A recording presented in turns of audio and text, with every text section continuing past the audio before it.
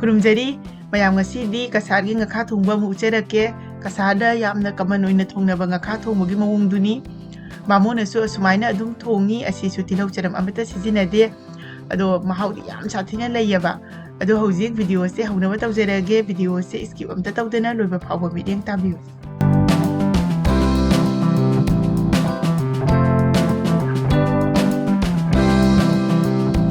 ꯑꯍꯥꯟꯕꯗ ꯉꯁꯤꯒꯤ ꯊꯣꯡꯅꯕ ꯉꯥꯁꯦ ꯁꯤꯗ ꯂꯩꯔꯦ ꯉꯥꯁꯦ ꯃꯨꯛꯀ ꯉꯥ ꯑꯣꯏꯅ ꯂꯧꯔꯦ ꯉꯥꯁꯦ ꯐꯖꯅ ꯃꯕꯨꯛꯁꯦ ꯃꯦꯠꯊꯣꯛꯑꯦꯕ ꯑꯗꯣ ꯃꯕꯨꯛ ꯃꯦꯠꯇꯕ ꯇꯥꯔꯗꯤ ꯈꯥꯅꯤꯀꯣ ꯑꯗꯨꯒ ꯁꯦꯡꯅ ꯐꯖꯅ ꯆꯥꯝꯊꯣꯛꯄꯤꯔꯦ ꯑꯗꯨꯒ ꯁꯤꯗꯅ ꯉꯁꯤꯒꯤ ꯊꯣꯡꯅꯕ ꯃꯆꯜꯁꯤꯡ ꯂꯩꯔꯦ ꯀꯣꯕꯤ ꯂꯩꯁꯥꯠꯄꯤ ꯂꯩꯔꯦ ꯀꯣꯂꯤ ꯍꯋꯥꯏ ꯂꯩꯔꯦ ꯃꯇꯔ ꯈꯔ ꯂꯧꯔꯦ ꯑꯗꯨꯒ ꯁꯤꯗꯅ ꯇꯣꯃꯦꯇꯣ ꯈꯔ ꯂꯧꯔꯦ ꯑꯗꯨꯒ ꯑꯥꯂꯨꯁꯦ ꯁꯨꯃꯥꯏꯅ ꯁꯣꯏꯒꯗꯕꯀꯣ आलूसे सिदगी खितंग पिकना सोइबा जाय अदो चाउदी चाउहनबिगनुको चाउना सोइबदो हाउतेबको अदुगा सिदना येनम लेरे येनम सिना थाव ngौदोइनी तिलौ चनमदि हापोय अदुगा सिदा हौजिंगा सिदको जायंगसे चामच तंगाय मा हापचले अदुगा थुमसिसु चामच तंगाय मा चाइसनबिरनी अदुगा फजना असि तोसनबिरनी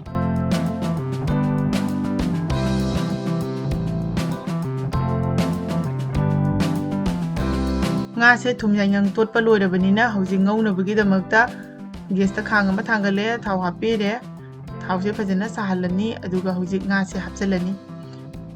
अदो कसारददी ngase थोंबा मतमदा nga अचौबा ओइरो nga मचा ओइरो थावदा हाना फजना ngौथोकपिरनी अदुगी मतुंगदा हापगा थोंगी ngase सुमाइना मथंग मखा ओंथोकपिरनी अदुगा मुन्नबा ngौबीरनी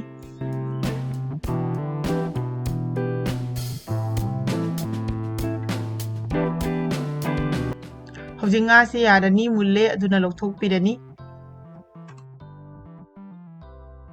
हौजिक लेहौरिबा थावसिदा जीरा खितंग थादरनी अदुगा जेनम हापचलनी अदो कसारदा जेनम हौब्रायना कमेंट तौबीरेयबा अदो कसारदा युम खुदिंगमकी जेनम से हौवी अदुगा अखोगी मैते इमा इबेनसिंगना फंबा कैथेल लेदनको अदुददी दुम जेनम से योलेबा हौजिक मोरो अतेकपसे खितंग खायरागा हापचले अखोई ngखा थोंबदा मोरो अतेकपा हापसे याम चानै मागी तोंगानबा महाव अमा लैबनी अदो हौजिक जेनम से खरा मुल्ले अदुना एंजांग निंसे लोइना हापचलनी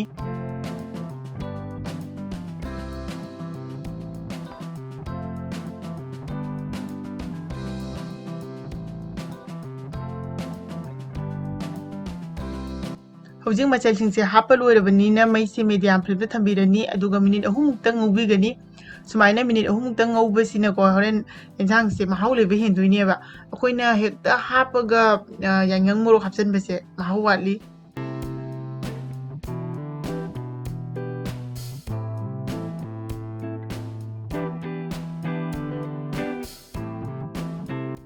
हौजिक असिदा यांगंगसे चामच तंखाय मा हापचलनी अदुगा मोरो असुबसिदि चामच अमा तंखाय हापे अदुगा सिना मरु मरांग असुबनी सिसु चामच तंखाय मा हापचले अदुगा असि फजना अमुक्तंग ओटपीरनी अदुगा एंजांगसे मुन्नबगी चांगदको महीसे हापीरनी अदो ममांगी कमेंट कसारदा nga थोंबदा तिलौ चनम सिजिनदबगी मरम हंगबिरकपदो अखोगी कसारदा मैतेसिंगा लाकपसे अवालानगी मतमदा लाखिबनी अदु मतमसिदा मैते अखोइसे हिंदू धर्मदा जंग लाव मतमनी अदुना तिलौ चनम अमदी साना चिंगबसे चानरमदे मतमदुदा अहलमनसिंगना तिलौ चनम यावदना सुमाइना nga थोंबा ओइरो अतोप अतोप इंजांग ओइरो अखोई येनमना तौरगा सुमाइना ngौरगा चानरमिको मतमदुदगी चानरकपदुनको हौजिक असि मयामगी दुम अपामबदु ओइनरे असुमाइना थोंबा तारगदिको मयामगी लोइना चिन मानबदो अदो हाइदी हौजिक हिंदू धर्मदगी मैतेगी धर्मदा ओनखिबसु मयाम अमा लैरे अदु ओइबा तारगसु चाबगी मतांगददी अदुम मयामबु पुल्लदिको सुमाइना दुम तिलौ चनम हापतना दुम थोंगगा चाइ अदो भामुना थोंबा तारगदिको तिलौ चनम सिदि अमता दुम हापत्रे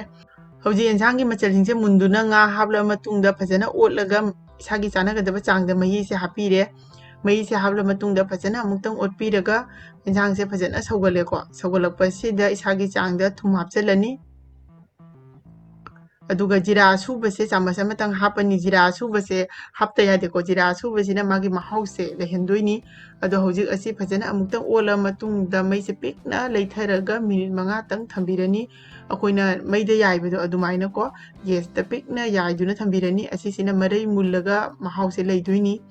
हौजिक एंजांगसे मिनिट 5 मुक फारे अदुना मैसे थिंजनबीरनी अदुगा मथक्ता फदिगोम चाइसलनी ꯃꯌꯥꯝ ꯑꯩꯒꯤ ꯉꯁꯤꯒꯤ ꯀꯁꯥꯔꯒꯤ ꯉꯥꯈꯥ ꯊꯣꯡꯕꯁꯦ ꯂꯣꯏꯔꯦ ꯑꯗꯣ ꯌꯦꯟꯁꯥꯡꯁꯦ ꯊꯥꯡꯊꯔ ꯃꯇꯨꯡꯗ ꯏꯪꯂ ꯃꯇꯨꯡꯗꯀꯣ ꯃꯥꯒꯤ ꯀꯂꯔꯁꯦ ꯑꯃꯨꯛ ꯍꯦꯟꯅ ꯐꯖꯔꯛꯑꯦꯕ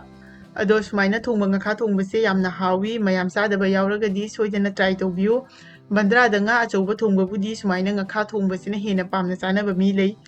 ꯑꯗꯣ ꯌꯦꯡꯕꯤꯔꯤꯕꯁꯤꯡꯒꯤ ꯃꯐꯝꯗ ꯉꯁꯤꯒꯤ ꯚꯤꯗꯤꯑꯣꯁꯤꯅ ꯀꯥꯟꯅꯕ ꯑꯃꯗꯤ ꯅꯨꯡꯉꯥꯏꯕ ꯐꯥꯎꯕꯤꯔꯒꯗꯤ ꯀꯃꯦꯟ ꯑꯃꯇꯪꯗꯤ ꯇꯧꯕꯤꯔꯝꯃꯨ